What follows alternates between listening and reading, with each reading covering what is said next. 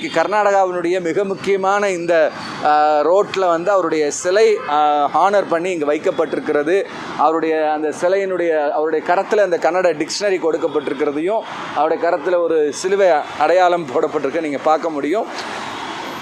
ஒரு மிஷினரி இப்படிப்பட்ட ஒரு அற்புதமான பணியை கர்நாடக மக்களுக்கு ஒரு கன்னடராகவே வாழ்ந்து தன்னை முழுமையாக இந்த மனிதர் அர்ப்பணித்திருக்கிறார். 21 வயதிலே அவர் இந்த கர்நாடக மண்ணுக்கு வந்து சில ஆண்டுகள் பணி செய்து திரும்ப தன்னுடைய நாட்டுக்கு போய் அவர் அங்கே சும்மா இருந்து விடாமல் திரும்ப 50வது வயதுகளில் அவர் இங்கே திரும்ப வந்து 1894வது ஆண்டில் இந்த கன்னட டிக்ஷனரியை ஏறக்குறைய அவருடைய 70 வயதுகளில் அவர் வந்து திரும்ப இந்த பணியை தொடர்ந்து அவர் செய்திருக்கிறார் அப்படிங்கிறத பார்க்குறோம்.